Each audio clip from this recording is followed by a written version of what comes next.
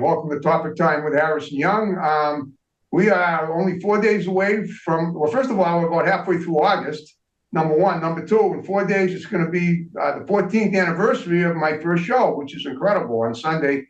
And I probably won't be doing anything except chilling that day, but it's a pretty exciting event because I had no idea when I began it on August 18th of 2010 that I would be doing so well all these years later and just getting better and better. And that means we have an awesome guest today. She's a local young lady. She's an actress, a model, a singer. Her name is Shamayne Rosario. But before we get there, I got to read these incredible underwriters. We don't have a lot, but they're great, so we read them off. So we have Pizzeria Stop and Taste Grill in Randolph. Great to have them back.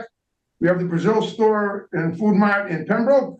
Great to have them back. We have the Cornerstone Barbershop in Pembroke.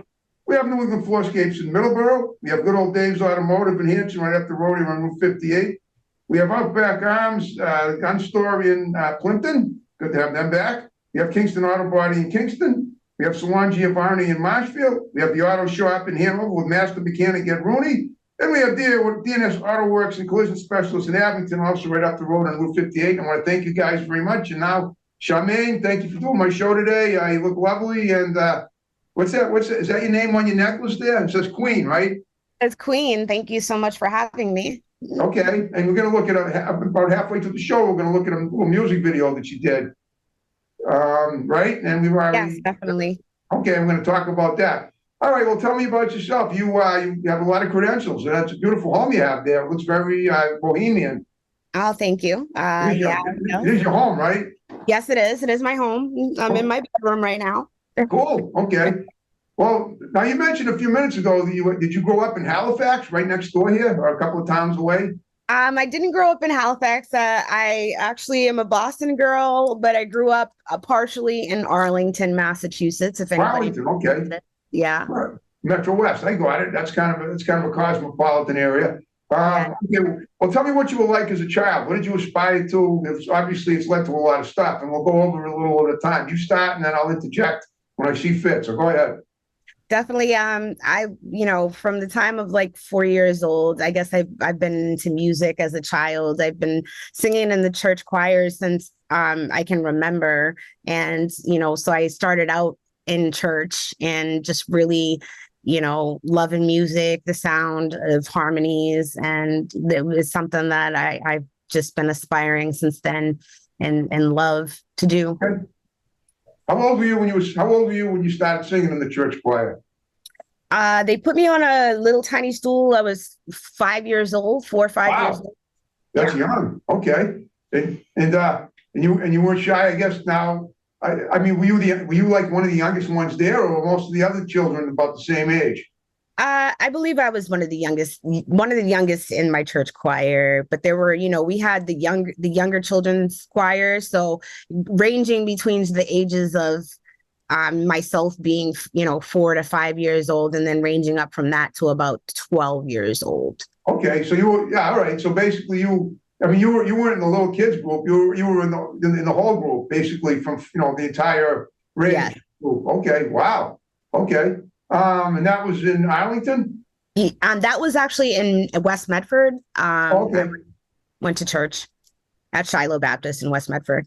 Okay. Okay. That's interesting. All right. Well, do you still go to church? I figured I might as well ask.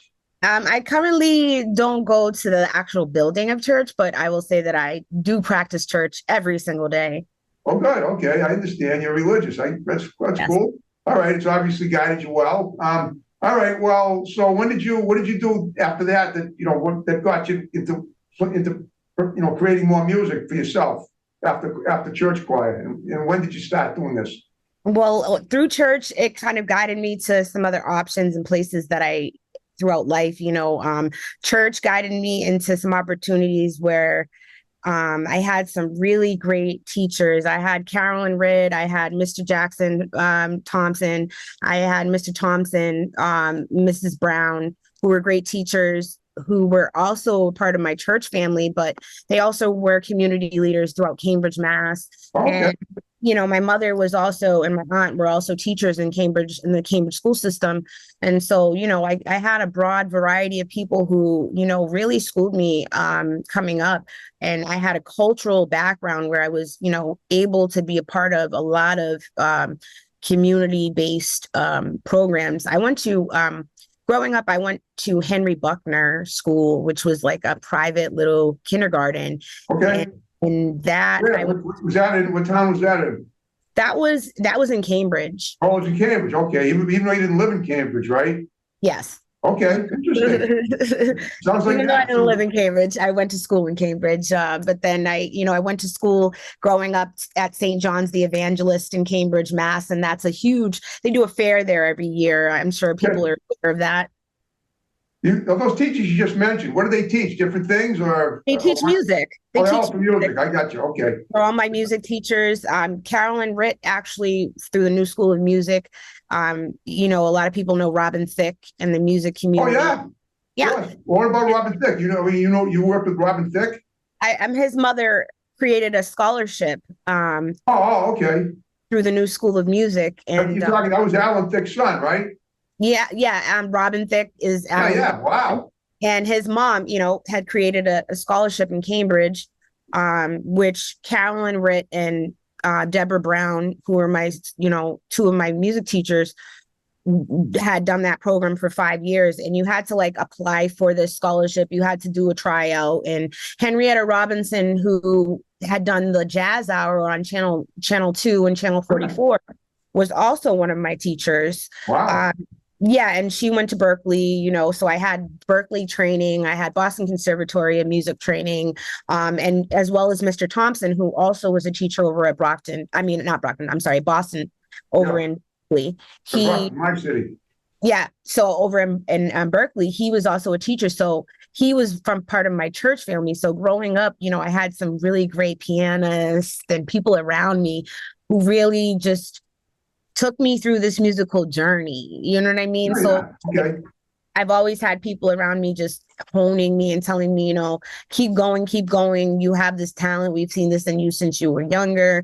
And throughout my church family, it branched me off into these great people throughout my younger career. And so, programs like me doing, do you remember Community Network that used to come on Channel 4? Yes, I do. I sort of remember that. I mean, I remember it's community auditions. Are you talking about community that? auditions. Do you remember that? Oh, you were in that? I was on that. Whoa, I was 5 years old, and I was on that when I was 5. That's incredible, because that's the oldest TV talent show in the country. I know, and I was on American Idol before America's Got Talent. There was community auditions, and it came right out of Boston. That's incredible. Yeah, so for me to be on that, and then also just to fast forward to show you how that has helped throughout my career to really be in the pivotal points of places coming out of the beginnings of things. Yeah. Did you get a record deal from doing that? Because a lot of the participants do. I think that's like a prize that you can win. If you win the competition, you get a record contract. I got second place. I mean, I was 5 years old. I'm sure they didn't want to get. I mean, at 5 they were kind of I sang Whitney Houston, "The Greatest Love of All." Wait a minute, you sang at 5? You were on that at 5? Yes. And wow, that's amazing. That has got to be. I don't think I've ever seen anyone that young on community auditions. I'm not saying. I've watched it many times. Wow, that's it was amazing, and I was 5 years old, and that's a great song too. And to sing that at 5, to meet Liz Walker and to meet the whole Bob and everybody over there at the time, I remember Bob. I know it was Walker. I remember now. What happened was they went off the air for a while. They came back, and the current group of judges was Charlie Farron and Candy O'Terry. There was another one. Charlie Farron was a guest on my show a few years ago. He's a local Boston musician. And Candy O'Terry is a DJ. It was at Magic 106.7. Oh yeah, 106.7. Oh yeah, I love that. I love that. Well, on that note, we're about halfway through the show, and now we're going to watch a music video from Shamayne, and we're going to talk about it when we get back. So stay tuned and enjoy it, and we'll be right back to talk about it.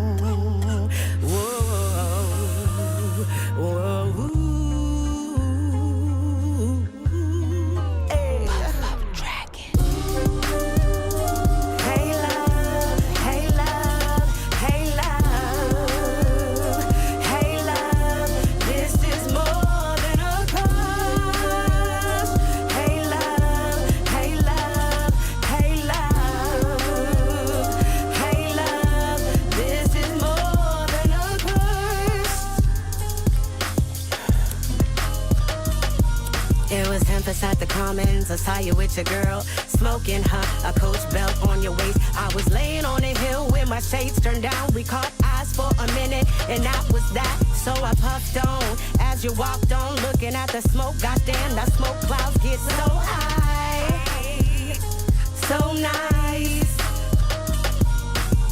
I gotta take it from your girl, that's my vision. If a love is real, she got to handle competition. You only knew it during the pandemic. 2 years, that's right.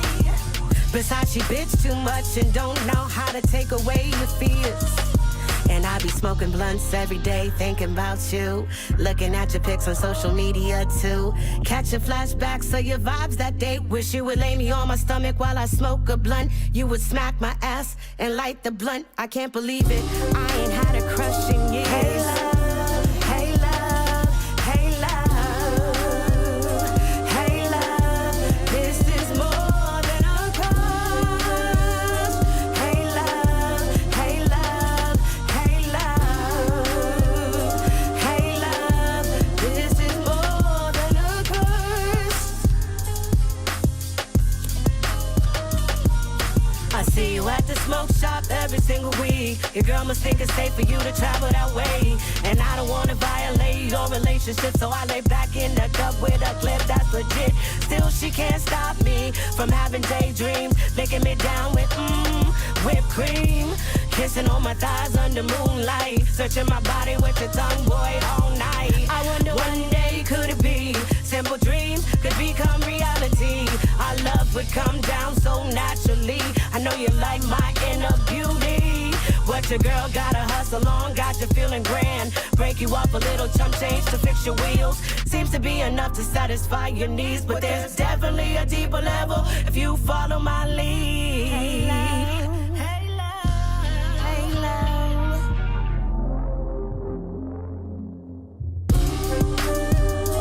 Hey love, hey love, hey love, hey love.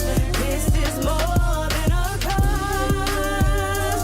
Hey love, hey love, hey love, hey love. This is more than a curse. Last week I saw you in your car. You was on a FaceTime call. I had a vision. It was me on the screen telling me come by, and then I walked in.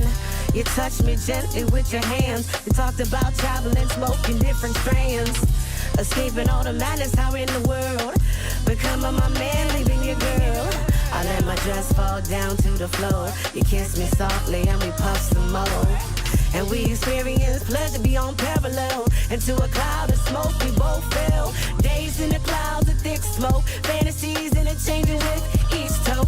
Undying passion ignites our souls. Together we blaze until the point of no control. And it's a fantasy you won't come true. I ate too many edibles and your girl swears she love you. So I'ma keep all this smoke and pack alone. And we can smoke until we numb, until the right time. Hey lover, hey lover.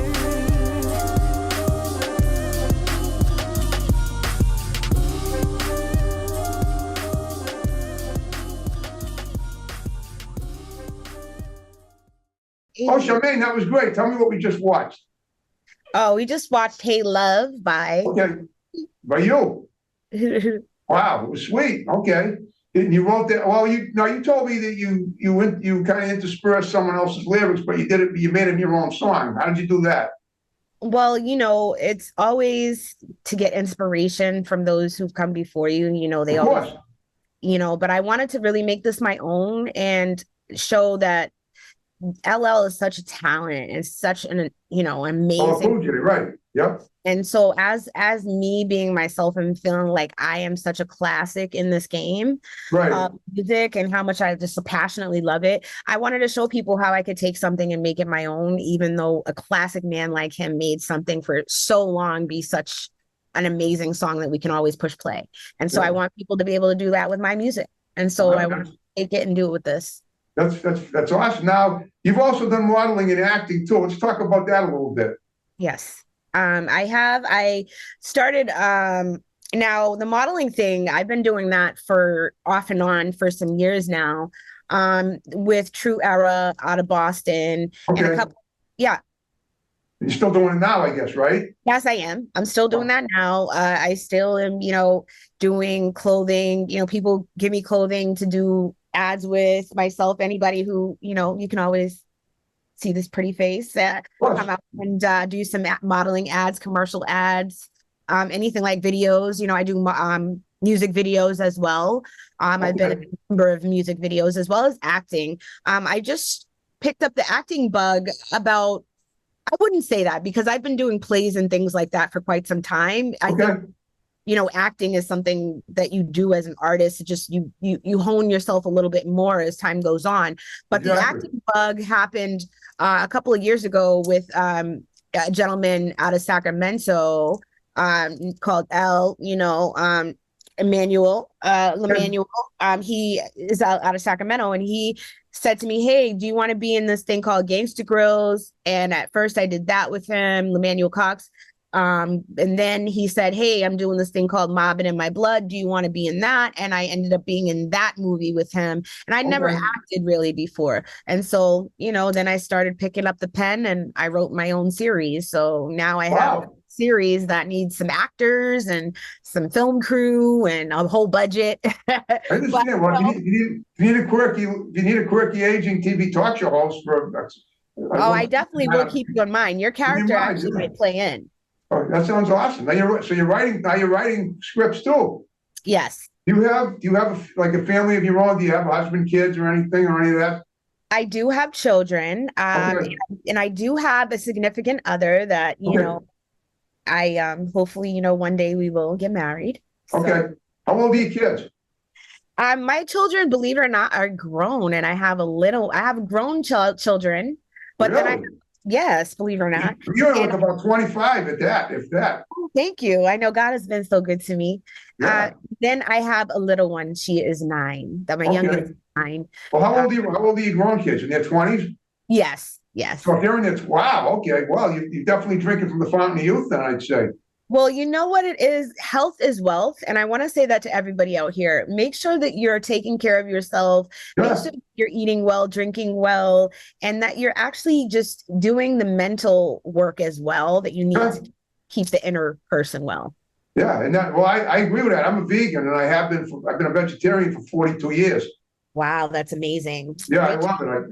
I've never turned back. I've never looked back. When I started in 1982, I said, this is it. This is it for the duration. I lost a lot of extra weight that I didn't need, and I gained muscle tone that I could use, obviously. And then here it is all these years later, and gave up drugs because I used those for a long time too.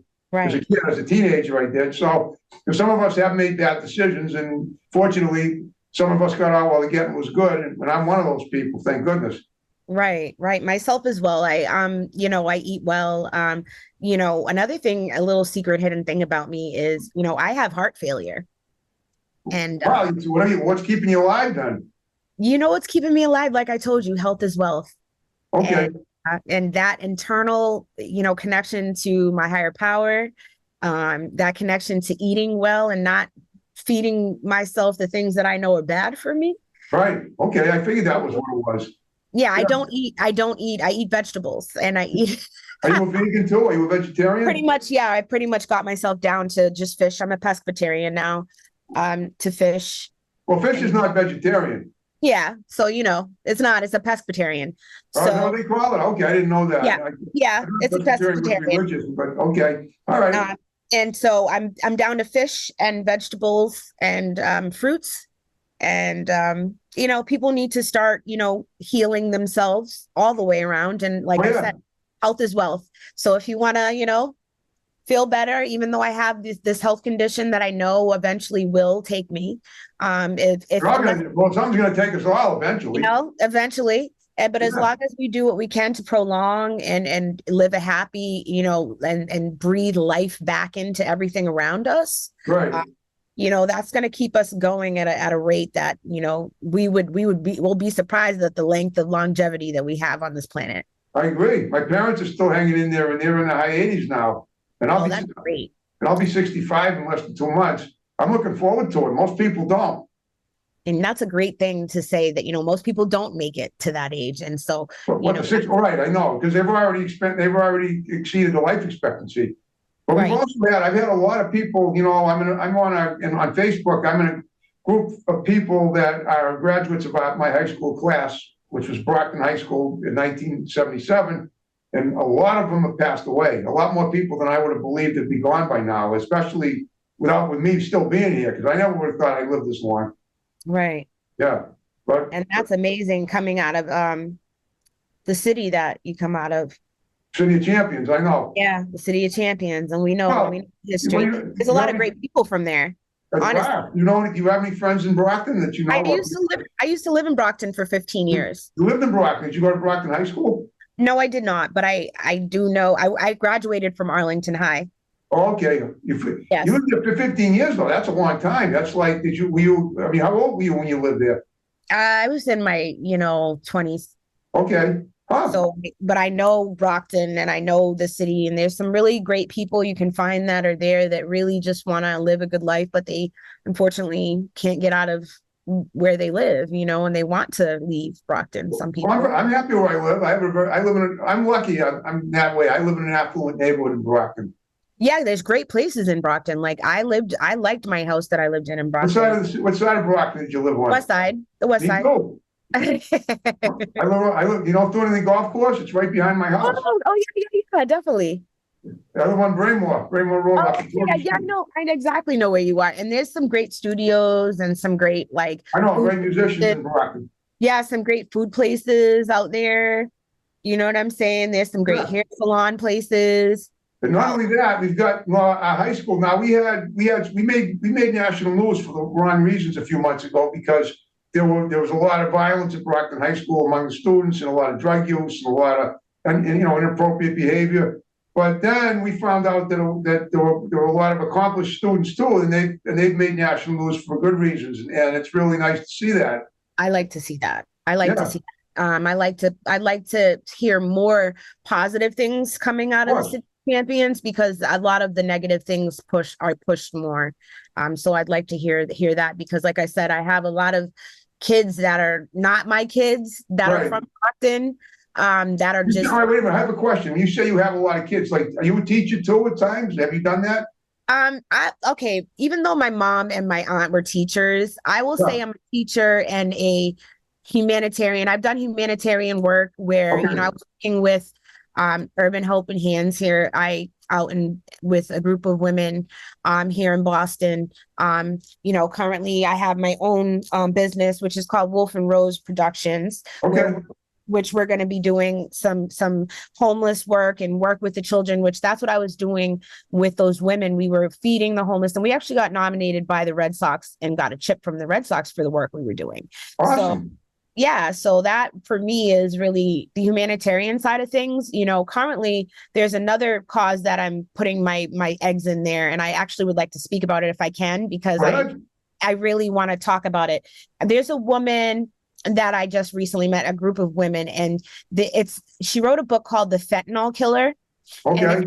And it's really about the fentanyl drug that is killing a bunch of people that we, throughout our communities. A lot of kids are getting sucked into this because it's being put into just normal drugs that, for a headache, or, and these kids are getting sucked in, and a lot of adults and people are losing their lives. And so I met this young lady named Star and this other woman named Glenda.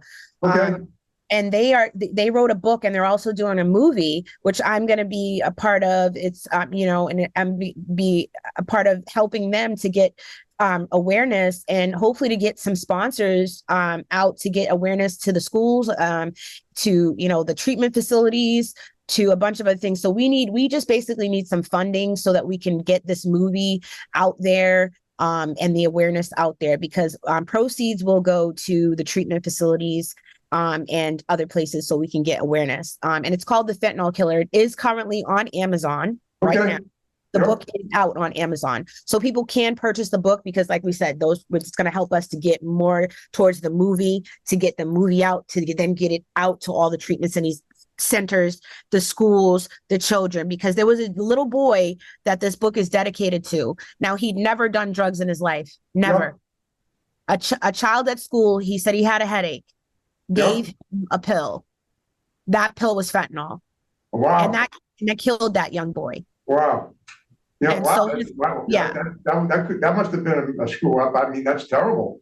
Yeah. So we want to really, put awareness to what's going on in our country, what's Right. going on everywhere. We have a problem here in Mass on methadone mile.